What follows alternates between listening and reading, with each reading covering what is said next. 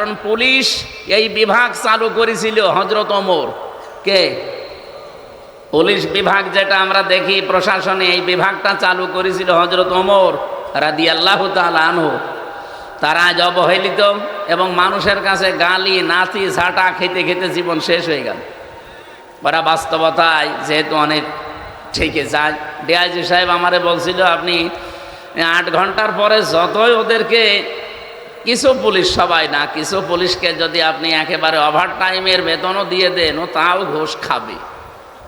আমার মনে হয় উনি কথা একেবারে 100% সঠিক বলেনি, অন্তত 99%। পুলিশ ভাইরা, আপনারা যে দায়িত্বে আছেন কখনো নিজেদেরকে ছোট মনে করবেন না। এটা বিশাল মহান পেশা একটা। নবীজি জানিয়েছেন 2টা চোখ জাহান্নামে যাবে না, তার একটা এরা। যারা এই রাতের বেলা মানুষের জান মাল ইজ্জত আবরু হেফাজতের জন্য রাত জেগে পাহারা দেয়, এই মানুষের চোখ আল্লাহ জাহান্নামে দেবে না। সুবহানাল্লাহ বলতে পারেন না? প্রশাসনের ভাইরা, আজকে আমি খুলনা রেঞ্জের ডিআইজি সাহেব, যিনি আমাদের এই খুলনা বিভাগের 10টা জেলার দায়িত্বে আছেন, ডিআইজি রেজাউল হক হাফিজাহুল্লাহ, আল্লাহর বান্দার সাথে কিছুক্ষণ আগে কথা বলছিলাম। বললাম যে স্যার, আপনি কোথায় আছেন? যে আমি অফিসে আসলাম। এখন অফিস মানে এখন কিসের অফিস? সাতক্ষীরায় ছিলাম, অনুষ্ঠান শেষ করে এই পৌঁছালাম। তার মানে প্রশাসনের, পুলিশের বিশেষ করে দায়িত্ব 24 ঘন্টায়। ওদেরকে 8 ঘন্টা ডিউটি। এই কথা বললেন না? ডিউটি কয় ঘন্টা? 24 ঘন্টা। এরপরও ওদের কোনো দাম নেই। ওই আগস্টের 5 তারিখের আগে যা করে রেখেছে, ওই বদনামি চলছে। ওই সময় তো আর পুলিশ ছিল না, ওই সময় আর একটা নাম ছিল, পুলিশ লীগ। কে ছিল? এখন যদি তারা থাকে, ও খুব কষ্টে আছে।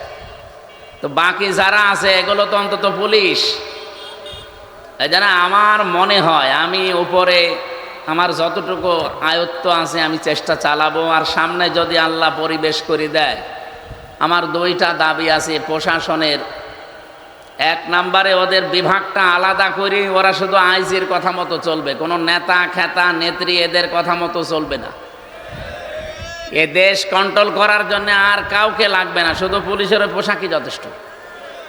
2 নম্বরে ওনাদের 8 ঘন্টা করে ডিউটি। আমাদের এই দেশে যারাই চাকরি করে কয় ঘন্টা বলেন? সরকারি বেসরকারি যত অফিস আদালতে চাকরি করেন, 8 ঘন্টার বেশি ডিউটি নেই। 8 ঘন্টার পরে যদি আপনি ডিউটি করেন 2-4 ঘন্টা 5 ঘন্টা, ওটা ওভার টাইম। ওর আলাদা বেতন দেওয়া লাগে না? লাগে না? তো পুলিশ 8 ঘন্টা ডিউটি করে ও বউ বাচ্চা নিয়ে বাড়িতে থাকবে। বাকি এই সময় এই যে এখানে এসে বসে আছে প্রায় 20-21 জন, ওরকে এখন ডিউটি, এখন কেমন কারণ বসে থাকবে? ও সকাল 10টা থেকে বিকাল 4টা পর্যন্ত ডিউটি করে বাড়ি যেয়ে বউ ছেলে মেয়ে নিয়ে কাজ করে খাবে। এই সময় ওর এখানে এসে এই রাত 11টায় বসে থাকা লাগবে কোন কারণে? এই আলাদা যে এই 5-7 ঘন্টা এখন যে ওভার টাইম করছে, এর জন্য কি বেতন বাড়া আছে? তো ঘোষ খাবে না, করবে কি? না, আপনারা আবার অন্যদিকে নিয়েন না। তে আমি চাই যে আগামীতে এদের এই ওভার টাইম যেই কয় ঘন্টা হবে, 5 ঘন্টা 7 ঘন্টা 10 ঘন্টা 8 ঘন্টা ডিউটির পরে যেই কয় ঘন্টা ডিউটি করবে, ওদের হিসাব করে টাকা দেওয়া লাগবে। আমি জানি ওদের অনেক ভালো ভালো কাজ করার ইচ্ছা আছে, কিন্তু পারে না বাস্তবতার কারণে। এমন এমন অফিসার আছে যে অফিসার নিজে বেতন পায় হয়তো 42,000 টাকা, কিন্তু বাসা ভাড়া করে স্ত্রী আর ছেলে মেয়েকে রেখেছে ঢাকাতে, 50,000 টাকা বাসা ভাড়া। 42,000 টাকা দিয়ে এখনো কয় হাজার টাকা লাগবে? ওইটাকে ফেরেশতা জিবরাইল দিয়ে যাবে? ওই তখন একটু এদিক ওদিক করে, বদনাম হয়ে যায়। অথচ ডিউটি করে তো 24 ঘন্টার 18 ঘন্টা। আপনি 8 ঘন্টা পরে যে কয় ঘন্টা ডিউটি করবে, ওই ঘন্টার টাকা দেন।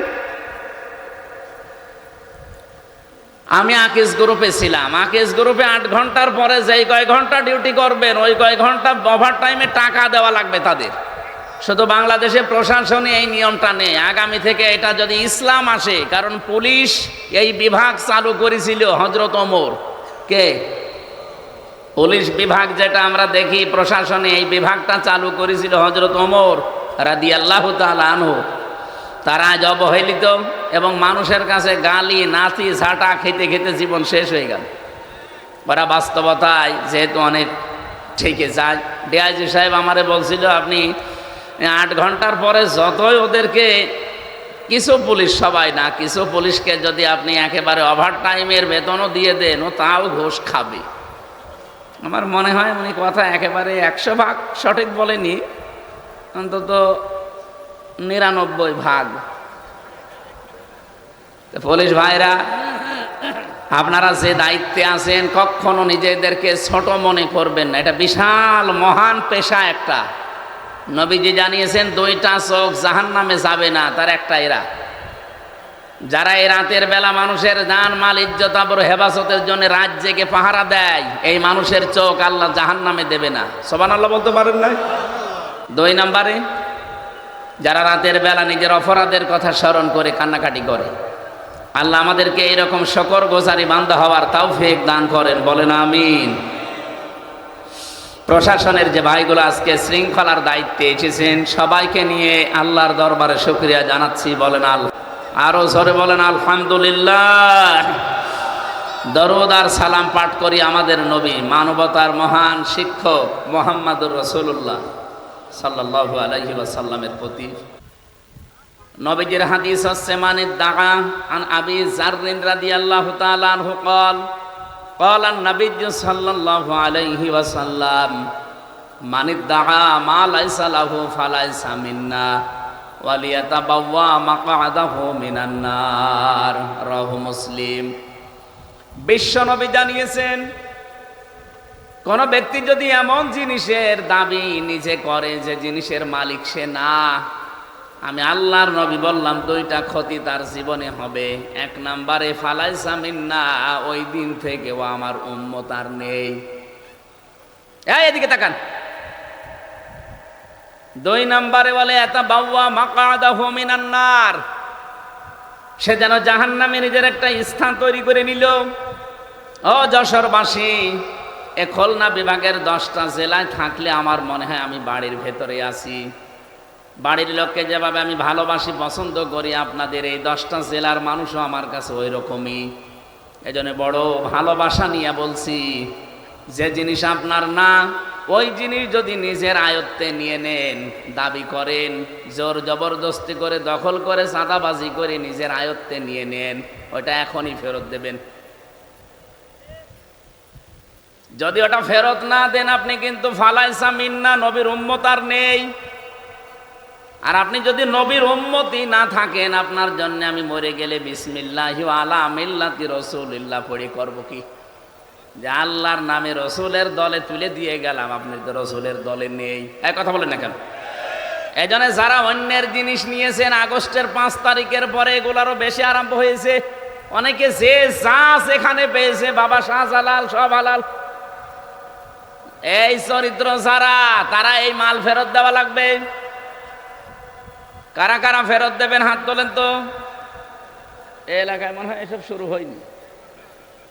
যদি কারো কিছু দখলে রাখেন যেটা আপনার আসলে না, ওটা ফেরত দিয়ে দেবেন। হাদিসের টিকা বলছি, এবার এদিকে তাকান। হাদিসের টিকায় মুহাদ্দিসিন কিরাম লিখেছেন, হ্যাঁ, কোন জিনিস যদি আপনার আয়ত্তে ছিল, আপনার নিজেরই, কিন্তু এটা আপনি হাতছাড়া করে ফেলেছিলেন, হারিয়ে ফেলেছিলেন, বেদখল হয়ে গিয়েছিল, ওটা যদি আপনি আবার ফেরত পান, তাহলে আপনি হাদিসের শাস্তির আওতামুক্ত থাকবেন। কি বুঝলেন? মনে করেন আমার একটা দোকান ছিল, এটা আমারই, 15 বছরে হাত ছাড়া হয়ে গিয়েছিল, দখল হয়ে গিয়েছিল, অন্য জোর করে কেড়ে নিয়েছিল। এখন আমি ওইটা আবার ফেরত পেয়েছি, তাহলে আমার জিনিস আমি ফেরত পেলাম, আমার অসুবিধা নেই। কি কথা বলছেন? তাহলে ফালাইসা মিন্না আমার জন্য না, আমি নবীর উম্মত থাকবো না, না, এটা আমার জন্য না, কারণ আমার জিনিস আমি পেয়েছি।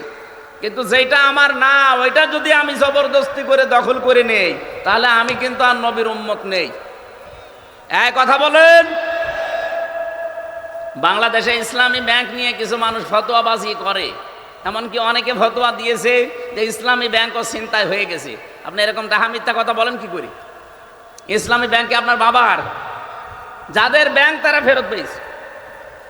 এক কথা বলেন না কেন? যাদের ব্যাংক তারা ফেরত পেয়েছে তাদের মাথার ঘাম পায়ে ফেলে বানানো ব্যাংকটা। আপনার কয় টাকা আছে ওখানে?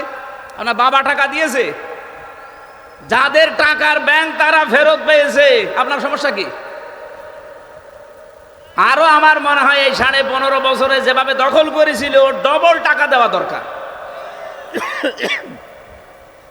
এই 15.5 বছরে যাদের জীবন থেকে সময়গুলো কেড়ে নিয়েছে, যারা কেড়ে নিয়েছে, যেহেতু রাষ্ট্রের দায়িত্বে থেকে এগুলো কেড়ে নেওয়া হয়েছে, রাষ্ট্রের উচিত তাদের এই সময়গুলো ফেরত দেওয়া।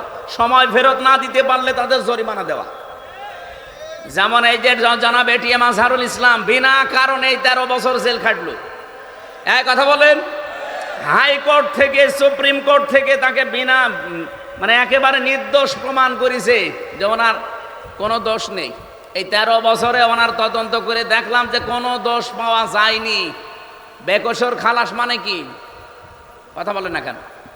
বেকসুর খালাস মানে ওনার কোনো দোষ আমরা এই 13 বছর অনুসন্ধান করে পেলাম না। এই যে আমার 3 বছর রেখেছিল, আমারও বেকসুর খালাস দিয়েছে।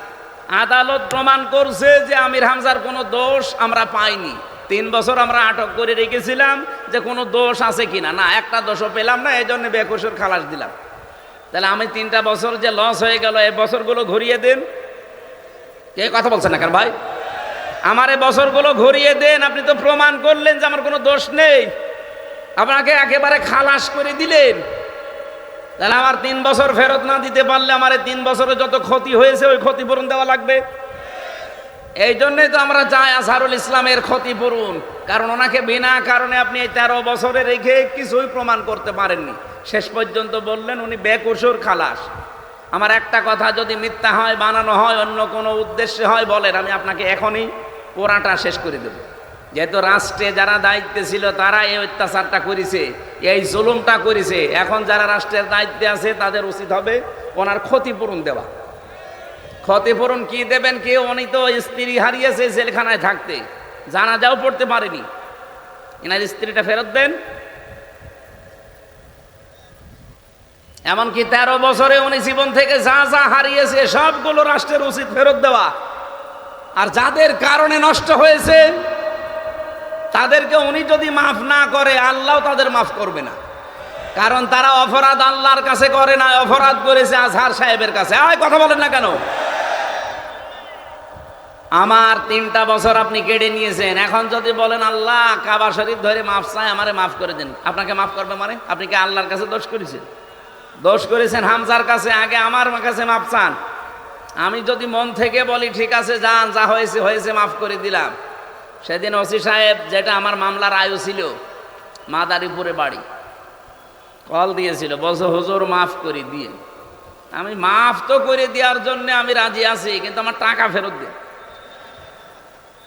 আপনি যে 3টা বছরে কত টাকা নিয়েছেন আমার বাবার কাছ থেকে, টাকাগুলো আগে ফেরত দেন। আর আকিস গ্রুপের কাছে নিয়েছেন 32 লাখ, এই টাকাগুলো ফেরত দেবেন, এরপরে বলবেন মাফ করে দি যান। আমি মাফ করে দিলাম, টাকা ফেরত না দিলে কোনো মাফ নেই। আপনি দোষ করবেন একজনের কাছে আর মাফ চাবেন আর একজনের কাছে, হয়? এই দেশে তো এইটাই চলে, অপরাধ করে একজনের কাছে, মাফ চায় আর একজনের কাছে। এটা পাগলামি ছাড়া আর কিছু না।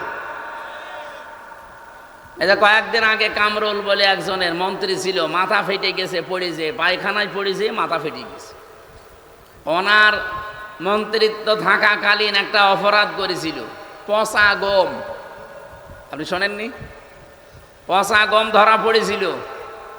ওই সময় যদি উনি জনগণের কাছে মাফ চাইতো, বলে না তদন্ত করা লাগবে। কি তদন্ত করবেন? যাদেরকে কমিটিতে রাখবেন সব তো ঘুষখোর, ওদেরকে তো তদন্ত কমিটিতে রেখে ঘুষ ঘাস দিয়ে আবার আল্লাহর ওলি ফ্রেশ হয়ে যাবে।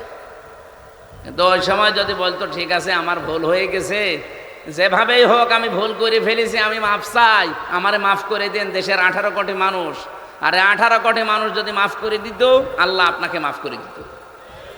কথা বলেন না কেন? তাওবাটা বাংলাদেশে যা ভেজাল, বিশেষ করে ভারত, বাংলাদেশ আর পাকিস্তান, এই 3টা দেশে তাওবা নিয়ে একেবারে পুরাটা চলছে। মানে কি বলবো, আর তাওবা হয় না আমাদের। তাওবা আর ইস্তেগফার এক জিনিস না। সব সময় আপনি ইস্তেগফার লোক উঠবেন না। নবীজি বলেন, এক নম্বরে কোনো মানুষ যদি তাওবা করতে চায় সে যেন বলে আমি অপরাধী। আমি কি বলেন বলেন? এখন এই অপরাধী বলবেন কার কাছে? না না, এই তো ভেজাল এই জায়গায়। তো কিছু হলে কাবা শরীফে চলে যাচ্ছে, গিলাপ ধরে কান্নাকাটি করছে। অপরাধী যারা, তারা অপরাধ স্বীকার করবে, তার কাছে অপরাধ করেছে যার কাছে। আরো আসতে বলেন। এই 15.5 বছরে যারা দায়িত্বে ছিল তারা অপরাধ করেছে না করেনি? আপনার কাছে যদি নাও করে, আমার কাছে করেছে। কারণ আমার এখন 33 বছর বয়স। 18 বছর থেকে আমি ভোট দিতে যদি আরম্ভ করতাম, 3 বার ভোট দিতে পারতাম। 18 থেকে 33 কত হয়? 15 বছরে 3 বার ভোট হয়। আমি 3 বার ভোট দিতে পারতাম, একবারও পারি নাই। তা আমার এই অধিকারটা যে আপনি নষ্ট করলেন, আমার হক যে আপনি মেরে খেলেন, আর এখন যদি আপনি বলেন আল্লাহ আমারে মাফ করে দেন, আপনার মাফ হবে কি করে? আমি একটা তাওবা করেছি, দেখেন তো আমার তওবা হয়েছে কিনা। কি তওবা?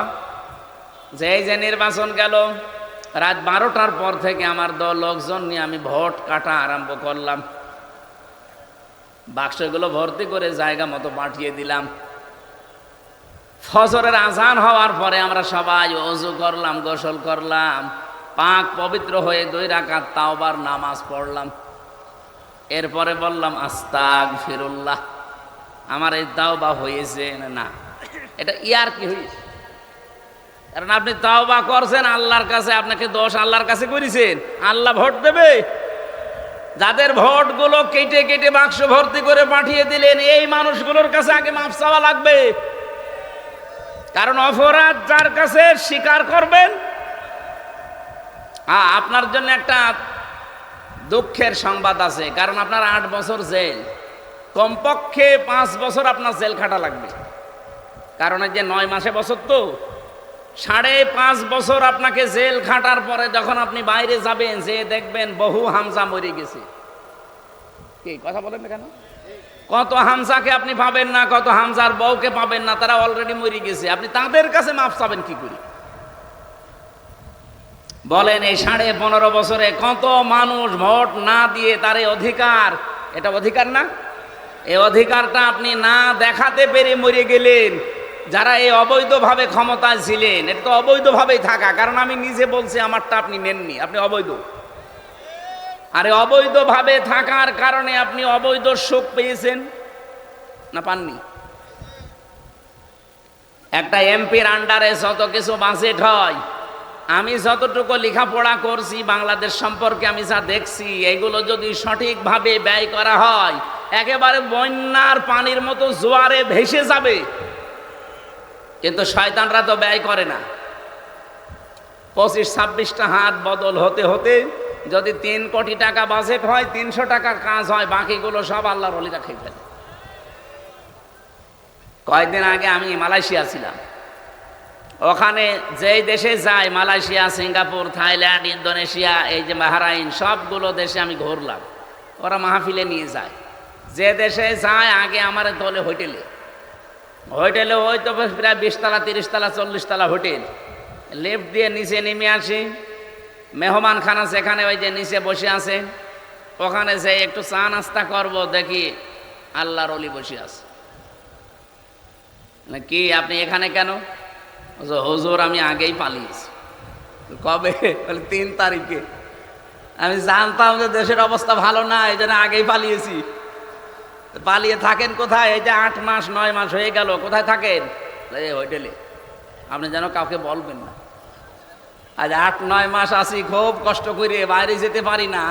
আপনি বাইরে যেতে পারেন না কেন? আপনার তো 620টা বাড়ি শুনেছি। কত? 620টা বাড়ি। তার একজন মন্ত্রী ছিল, চট্টগ্রামে বাড়ি, থাকতে পারে না। ওই দেশেও তার বাড়ি আছে, সাহেব পাড়া বানিয়েছে, কিন্তু তালা লাগানো। আমাকে যে নিয়ে গিয়েছিল বসে, দেখেন হতো সাহেব পাড়া, এটা সব তালা লাগানো, থাকে না, সব হোটেলে থাকে। আমি বললাম যে আপনি যান না কেন বাড়িতে? বলে বাড়ি যেয়ে মার খাবো। বাংলাদেশের 20 লাখ বাঙালি এখানে কাজ করে, যদি আমারে দেখে পিটিয়ে ভক্ত বানিয়ে ফেলবে। বাইরে যাব, খুব কষ্ট করে আসি এখানে। আমারে শেষে বলছো হুজুর দোয়া করেন। হট, কিসের দোয়া? আপনার জন্য দোয়া আসবে আমার? আপনি দেশটা ফোকলা করে ফেলেছেন, আর এখন দোয়া চাচ্ছেন আমার কাছে। আপনার জন্য দোয়া আমির হামজা না, আমির হামজার বাপ না, কাবা শরীফের ইমাম করলেও কাজে লাগবে না, কারণ আপনি তো আর আল্লাহর কাছে অপরাধ করেন না, আপনি অপরাধ করেছেন 18 কোটি মানুষের কাছে। এরকম অবৈধভাবে যারা চেয়ারে ছিল, বলেন অবৈধভাবে চেয়ারে বসে থেকেই শেষ, না অবৈধ সুখ পেয়েছে? অবৈধ সুখ পাইনি। আমি একটা আয়াত বলছি, দেখেন তো কোনোদিন পড়েছেন কিনা? ফাইন্না মাআল উসরি ইসরা, ইন্না মাআল উসরি ইসরা। পড়েছেন? কোনোদিন চিন্তা করেছেন আয়াত নিয়ে? আল্লাহ পাক বলেন ফাইন্না মাআল উসরি ইসরা। এবার একটু তাকান, উসরনের আগে আল্লাহ আলিফ লাম দিয়েছেন, নির্দিষ্ট করে দিলেন, এটা মারিফা। কিন্তু ইসরার আগে আলিফ লাম দেয়নি, এটা অনির্দিষ্ট নাকেরা। আমি আয়াতটা পড়ার পরে এই যে জেলখানায় যে চিন্তা করলাম, কারণ 3টা বছর ধরে আমরা তালাবদ্ধভাবে এক ঘরের ভেতরে ফাঁসির কন্ডেম সেলের ভেতরে রেখেছিল, কোনো কাজ নেই, কাম নেই। কোনো আয়াত পেলেই ভাবতাম যে দেখি এখান থেকে তথ্য বের করা যায় কিনা। চিন্তা করলাম আল্লাহ উসরনের আগে আলিফ লাম দিয়ে নির্দিষ্ট করলেন, পরের শব্দ ইসরার আগে দিলেন না কেন? আবার এর আগে আল্লাহ মা দিয়েছেন, এর আগে আবার ইন্না দিয়েছেন। যারা এখানে আরবি গ্রামার বোঝে ওনাদের জিজ্ঞাসা করেন, ইন্না শব্দটা আল্লাহ গ্যারান্টি দেওয়ার জন্য ব্যবহার করে, মার পরে উসরুন ইসরা। আমি শব্দের দিকে খেয়াল করে মিলিয়ে দেখি, হ্যাঁ এটা তাফসিরে ফি জিলালিল কোরআনের টিকা, এই ব্যাখ্যাটা উনি হালকা দিয়েছেন সাইয়্যিদ কুতুব রহমতুল্লাহ আলাইহি। উনি বলেন কোন মানুষ যদি পৃথিবীতে একটা কষ্ট সহ্য করে, কয়টা? বলেন বলেন। একটা কষ্ট যদি কোনো মানুষ দুনিয়ায় সহ্য করে, আর ওই কষ্টটা যদি হয় 3টা কারণে, এটা ফি জিলালিল কোরআনে পাবেন টিকায়। একটা কষ্ট আপনি যদি দুনিয়াতে সহ্য করতে পারেন, আর ওই কষ্টটা যদি হয় 3টা কারণে, তাহলে একটা কষ্টের জন্য ইসরা যেহেতু মারেফা না, এটা নাকেরা, আল্লাহ কমপক্ষে 10 থেকে 70টা শান্তি, সুখ, কল্যাণ, সহজ বিষয় আপনাকে দুনিয়া আখিরাতে দান করবে। না আপনি বুঝেছেন কিনা আমি জানি না। আপনি যদি কষ্ট পেয়ে থাকেন কয় কারণে? বলেন বলেন। কষ্ট পেলে আপনি সুখ পাবেন তা না। কষ্ট তো হাতিনাও পেয়েছে, কি পায়নি? যাওয়ার দিন কি কান্না দেখেছি? স্বামী মরে গেল, মনে হয় মহিলা তো কাঁদতে ঠিক কন্দন করছিল, কষ্ট না পেলে কাঁদলো কেন? তার এই কষ্টের কান্নাটা কিন্তু 3টা কারণের একটা কারণও আমি পাইনি। 1 নম্বরে আপনি যদি কষ্ট পেয়ে থাকেন দুনিয়ায় আল্লাহর জন্যে, কার জন্যে? বলেন বলেন। 2 নম্বরে রাসূলুল্লাহর জন্যে, 3 নম্বরে মানবতার জন্যে। এই বাংলাদেশে এই 54 বছর বাদ দিলাম 15 বছরে আপনি হিসাব করেন, বহু মানুষ আল্লাহর জন্যে তারা চাকরি হারিয়েছে, আল্লাহর জন্য তারা চেয়ার থেকে উপরের চেয়ারে উঠতে পারে নাই। ও যদি আল্লাহর পথ রাসূলুল্লাহর পথ বাদ দিয়ে অন্য কোনো পথে চলতো, ও চেয়ারে খালি উঠতেই থাকতো। এরকম বহু মানুষ উঠেছে না ওঠে নাই? হ্যাঁ বলেন না কেন? যারা এই যে কষ্ট পেলেন এই 3 কারণে, আল্লাহর জন্য, রাসূলুল্লাহর জন্য, মানবতার জন্য, একটা কষ্টের সুখ পাবেন কয়টা? 70টা। বলেন বলেন, আরো জোরে বলেন। সিস্টেমের পরের আয়াতে দেখেন, যেহেতু আল্লাহ রিপিট করেছেন, ইন্না মাআল উসরি ইসরা। মা মানে কিন্তু পরে না, মা মানে কি? সঙ্গে, সাথে। আল্লাহ বলেন কোন মানুষ যদি একটা কষ্ট দুনিয়ায় সহ্য করে, কমপক্ষে তার সাথে সঙ্গে 70টা সুখ, শান্তি, কল্যাণ, স্বস্তি, নিরাপত্তা আমার আল্লাহ রেডি করে রেখেছেন। বলেন সুবহানাল্লাহ। এবার আমি আরেকটা ব্যাখ্যা বলছি, একটু তাকান। কোন মানুষ যদি দুনিয়াতে একটা সুখ ভোগ করে, আর ওই সুখটা যদি হয় অবৈধ সুখ, একটা সুখের কারণে কমপক্ষে ৭০টা দুঃখ তাকে ভোগ করা লাগবে। এই 15 বছরে যারা সুখ ভোগ করেছেন, কমপক্ষে মনে করেন 50টা।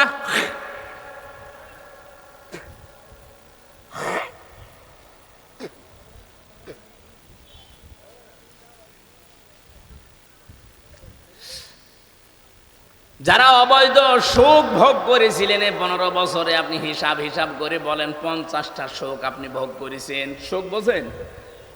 সুখ বোঝেন না? এই সুখগুলো যারা ভোগ করলেন 50টা, এক একটা সুখে যদি ৭০টা করে অশান্তি আপনি ভোগ করতে, আল্লাহ তো আপনাকে দেবেই, কারণ মায়া আছে। আপনি হিসাব করে বলেন তো 50টা সুখে দুঃখ হবে কয়টা? ৩৫০০। কিসের ৩৫০০? ৩৫০০। হ্যাঁ, শূন্যটা কম হয়ে গেছে। ৩৫০০ দুঃখ, কষ্ট, অশান্তি, অপমান, অপদস্থ হবেন। এরপরে আপনার অন্য কিছু। হাসিনা যে সফল হতে পারে না এই 10 মাসে, এই কারণে ও কিন্তু 28 বার কমপক্ষে তৈরি করেছে ষড়যন্ত্র। এই 10 মাসে একবারও সফল হতে পারেনি, কারণ যত অবৈধ সুখ ভোগ করেছে, এক একটা অবৈধ সুখের জন্যে অন্তত 50টাও যদি সুখ পায়, 50টা না 50,000 পেয়েছে, কি মসে থাকতো। মাওলানা মামুনুল হক আর আমির হামজা এই দুইজনের লাল দাগ দিয়েছিল যে এদের যেন জামিন না হয়। বলেন সুবহানাল্লাহ। 3টা বছর মামলাটা 28 বার তুলেছে। সিএমএম কোর্ট, জজ কোর্ট, হাইকোর্ট মিলে 28 বার না। অথচ এই মামলা আগস্টের 5 তারিখের পরে শুধু তুলতে দেরি, মামলা জামিন না পুরা খারিজ করে দিয়েছে। আমি খাস কামরায় গিয়েছিলাম জজের, যে বললাম, মাননীয় জজ সাহেব, আপনি 3 বছর তো আপনার কাছে মামলা ছিল, তখন তো আপনি কিছু বললেন না, আর আজকে বলছেন যে এই মামলায় তো কোনো মাল ম্যাটারেস নেই, কি দিয়ে বিচার করব, যা খারিজ করে দিলাম। আগে কি মাল ছিল এই 3 বছর? না হুজুর। না হুজুর মানে তখন জামিন দিলে তো আমার 3 বছর জেলে থাকা লাগে না। হুজুর কিছু করার নেই, আমার হাত বাঁধা ছিল। কি ছিল? 1628 জন মানুষ বাংলাদেশে দায়িত্বে আছে, এখনো আছে। শুধু ওই মহিলাটার হাত শুধু খোলা ছিল, তাছাড়া বাকি এই দেশে 1627 জন মানুষের হাত সব বাঁধা ছিল। ও কাওয়া কাকুরও হাত বাঁধা ছিল। ও কাওয়া কাকে কা কা করতো। ও যদি একটু ডান থেকে বামে যায়, ও কাওয়ার গোষ্ঠীও শেষ করে দিত। যেই কয়েকজন ছিল আমি তো দেখেছি, সবগুলোর হাত বাঁধা, কেউ কিছু পারবে না, সব আল্লাহর ওলি বলি দেবে। তারপর আমরা চাই আগামীতে দেশ যারাই নেবেন, কে নেবেন আমরা জানি না, যারাই নেবেন 1628 জন মানুষ দায়িত্বে থাকবে, কারো হাত যেন এভাবে বাঁধা না থাকে, সবার হাত থাকবে আবু সাইদের মতো খোলা। এটা চান কারা কারা দেখি? লিল্লাহি তাকবীর।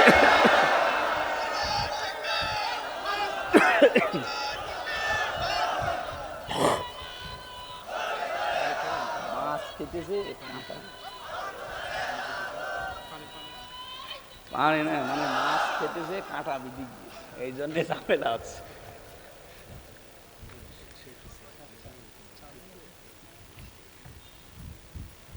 এই আর কয় মিনিট সময় দেবেন বলেন তো?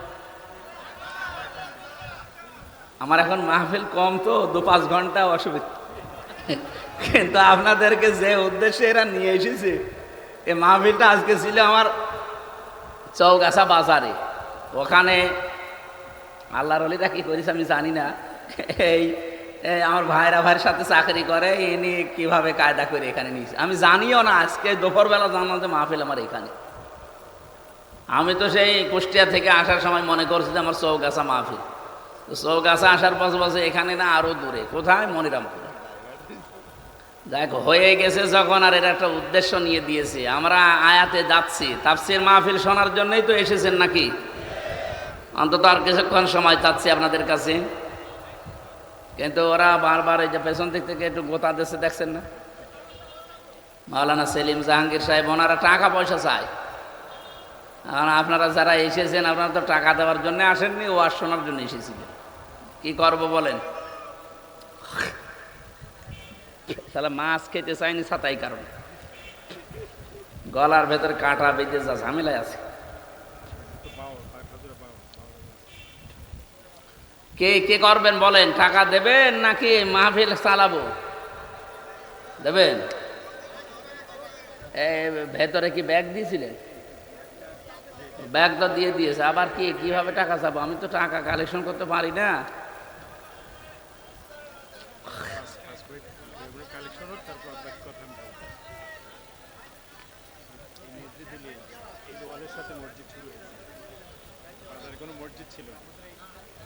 এখানে একটা বাজার আছে, শুনলাম এই বাজারে কোনো মসজিদ ছিল না, মসজিদ বানানোর চেষ্টায় আছে।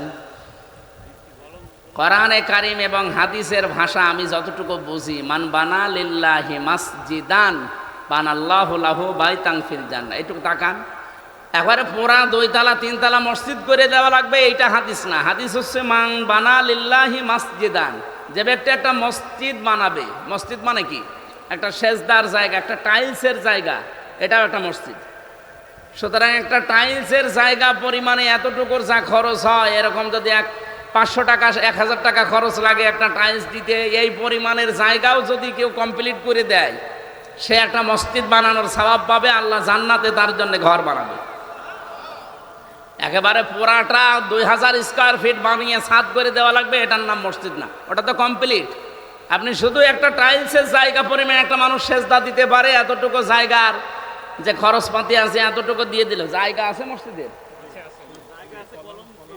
ও কলম পর্যন্ত ওঠানো হয়ে গেছে, শুধু একটা সেজদার জায়গা কমপ্লিট করার মতো অর্থ আপনি দিয়ে দেবেন। এখন না পারলেও এসে দিয়ে দেবেন।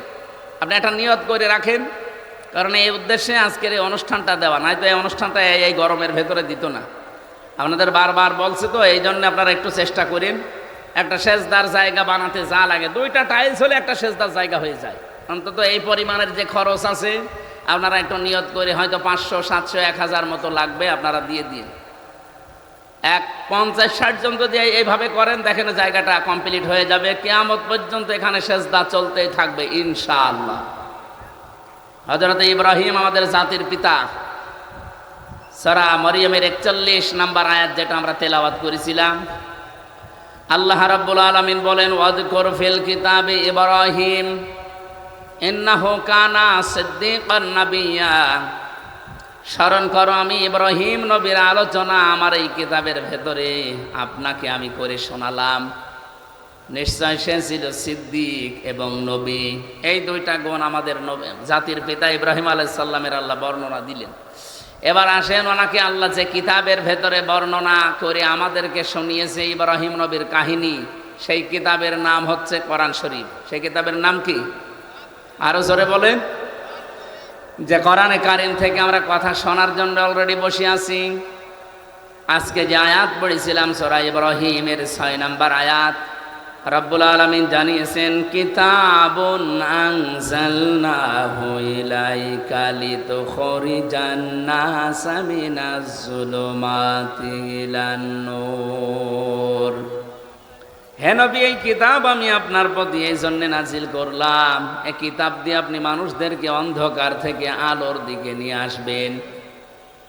তাফসিরে মুফাসসিরিন ইকরাম ব্যাখ্যা করেছেন, এখানে যুলুমাত বহু বচন দিয়ে আল্লাহ বুঝিয়েছেন, দুনিয়ায় যত শিরিক, বেদাত, কুফর এবং মানুষের তৈরি করা আইন কানুন আছে, সব আল্লাহর ভাষায় অন্ধকার। আপনারা জ্ঞানী মানুষ, বিচক্ষণ মানুষ, বুদ্ধিমান মানুষ, একটু বুদ্ধি কাজে লাগান, মাথাটা ঠান্ডা করে কাজে লাগান। দুনিয়ায় যত শিরিক আছে, বেদাত আছে, কুফর আছে, এগুলো আল্লাহর ভাষায় সব অন্ধকার। বিশেষ করে মানুষের তৈরি করা আইন আর কানুন, এগুলো সব অন্ধকার। এখান থেকে চলে যাবেন, এখান থেকে মানুষদেরকে বের করে তিনি আলোর দিকে নিয়ে এসেছিলেন। এখানে আলো বলতে যে বিষয়টা আমরা তাফসিরে পেয়েছি, তার নাম ইসলাম। জোরে বলেন সুবহানাল্লাহ। সুতরাং আমরা এই একই কাজ এখন করছি। আল্লাহর কসম, আমরা এই দেশে যারা একামতে দিনের দায়িত্ব মন থেকে পালন করি, আর এই কাজে যারা জড়িত আছি, তারাও মানুষদেরকে অন্ধকার থেকে বের করে আলোর দিকে, ইসলামের দিকে আমরা আনতে চাই। আপনি যাই মনে করেন না কেন, যদি মনে করেন না এটা ওদের দুনিয়ার কাজ, এটা রাজনীতি, এটা ধর্ম ব্যবসা, যা মনে করেন আমার অসুবিধা নেই। আমি কোরআন থেকে যেটা পেয়েছি, মানুষের তৈরি করা আইন কানুন এগুলো সব অন্ধকার। শিরিক এটা অন্ধকার, বেদাত এটা অন্ধকার, কুফরি এটা অন্ধকার, জুলুম এটা অন্ধকার। এখান থেকে মানুষদেরকে বের করে আমরা আলোর দিকে, ইসলামের দিকে নিয়ে আসতে চাই, শান্তির ধর্ম যেটা। অমাইয়াবতাগি গায়রাল ইসলামি দীনান ফালাই ইউকবালা মিন ওয়া ফিল আখিরাতি মিনাল খাসিরিন। আল্লাহ পাক বলেন, পৃথিবীতে কোনো মানুষ যদি ইসলাম বাদ দিয়ে অন্য কোনো ধর্ম, অন্য কোনো নিয়ম নীতি, অন্য কোনো দিন তালাশ করে, সে জীবনেও আল্লাহকে খুশি করতে পারবে না। এমনকি তার জীবনের কোনো ইবাদত বন্দেগী কবুল হচ্ছে না, হবে না। বলেন নাউজুবিল্লাহ।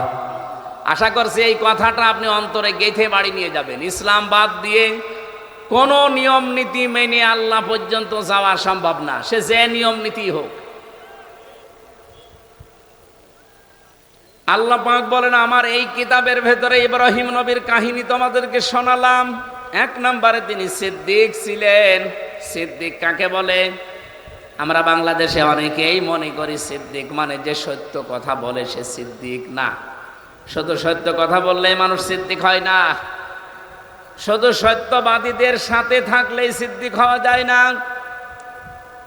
সিদ্দিক হচ্ছে সত্যকে সত্য জানার পর যারা দ্বিধাহীন চিত্তে সব কিছুকে পেছনে ফেলে যারা মেনে নিতে পারে, এরাই আল্লাহর কাছে সিদ্দিক। আর সত্যকে সত্য জানার পরে অনেকে দুনিয়ার ফেরে বেপড়ে মানতে চায় না। সত্যকে সত্য জানার পরে অনেকে বিভিন্ন প্রভাব প্রতিপত্তি, বিভিন্ন কারণে তারা সত্যকে গ্রহণ করতে চান না। আপনার বিবেকে কি বলে আসলে সত্য কোনটা আপনি কিন্তু বুঝে ফেলেছেন, আপনি জানেনও। এরপরও বিভিন্ন পিছুটানের কারণে যারা মানতে চান না, গ্রহণ করতে চান না, আপনি যতই সত্য কথা বলেন সিদ্দিক হতে পারবেন না।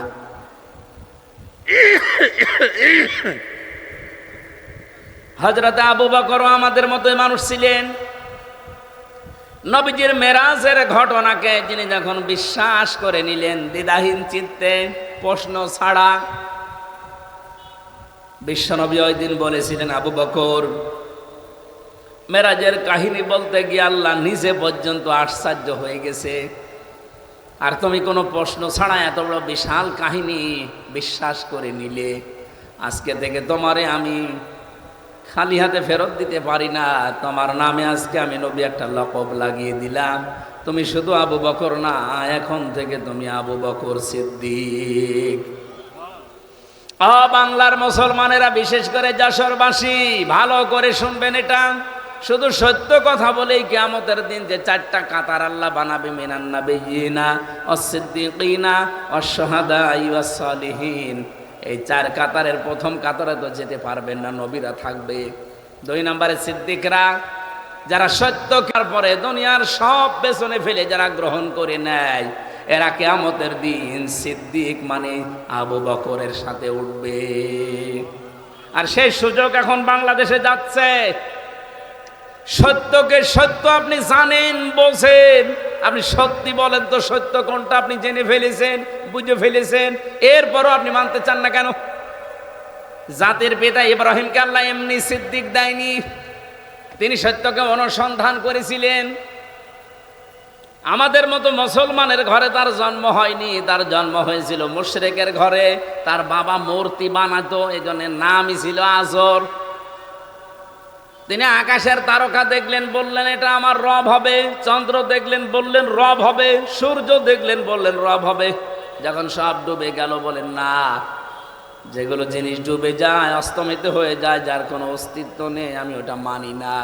ইন্নী ওয়াজ্জাহাতু ওয়াজহিয়া লিল্লাযী ফাতারাস সামাওয়াতি ওয়াল আরদা হানিফা ওয়া মা আনা মিনাল মুশরিকিন।